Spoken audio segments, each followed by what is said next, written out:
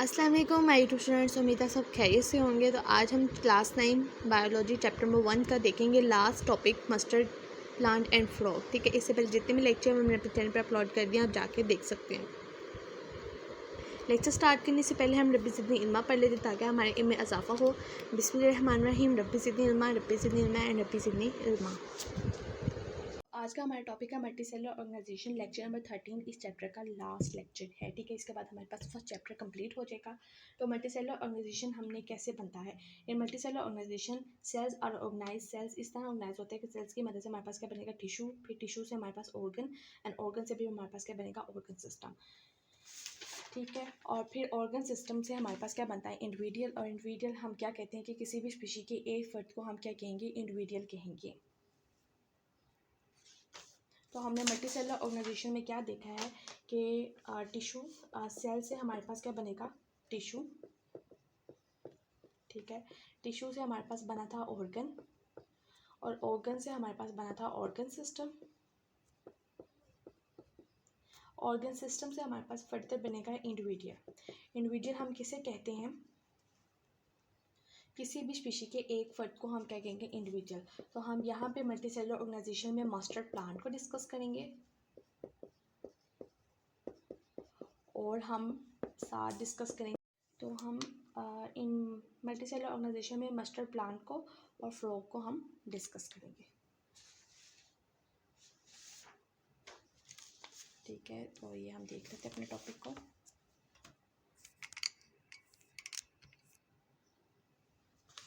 Frog and mustard are the familiar example of the multi cellular organisation. ठीक है, multi cellular organisation की जो common example क्या है, फ्रॉग एंड मस्टर्ड। मस्टर्ड हम किसे कहते हैं, सरसों के पौधे को हम मस्टर्ड कहते हैं। ठीक है, हम मस्टर्ड किसे कहते हैं, सरसों के पौधे को। मस्टर्ड प्लांट का साइंटिफिक नेम क्या है, ब्रासिका कॉम्पास्ट्रिस।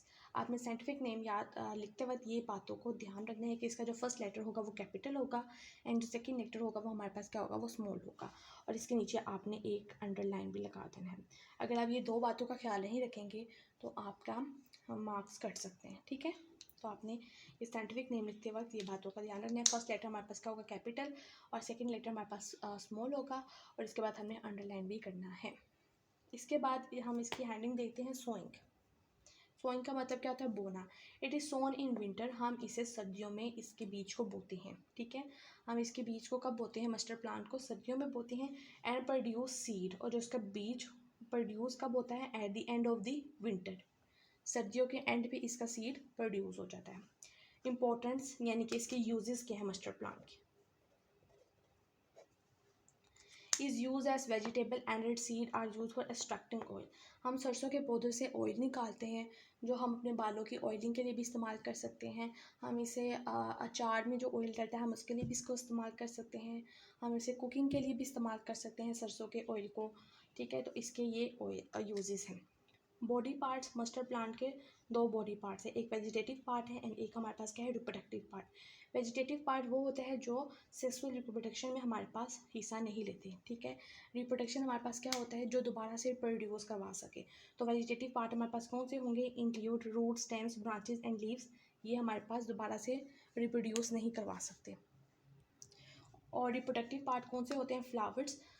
ठीक है, हम किसी भी, अगर हमने कोई नया पौधा उगाना है तो हमें इसके लिए क्या ज़रूरत होगी, बीज की। बीज हमारे पास कहाँ पे बनता है, वो फ्लावर्स में। तो फ्लावर्स हमारे पास रिप्रोडक्टिव पार्ट है, और they take part in sexual reproduction, sexual reproduction में हिस्सा देते हैं और प्रोड्यूस करवाते हैं फ्रूट एंड सीड को।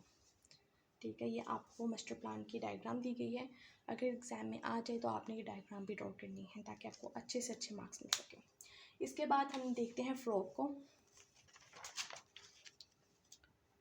ठीक है, ये हमारा फ्रॉग है।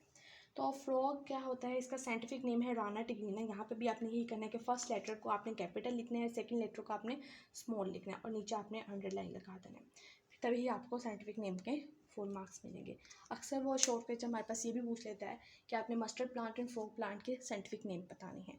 तो आपने अगर इस दो रूल्स को फॉलो नहीं किया होगा तो आपको मार्क्स नहीं मिलेंगे। चाहे आपने इसके बिल्कुल अच्छे स्पेलिंग्स लिखे हों, बिल्कुल सही नाम लिखा हो, फिर भी आपको मार्क्स नहीं मिलेंगे। अब हम देखते हैं बॉडी को देखते हैं।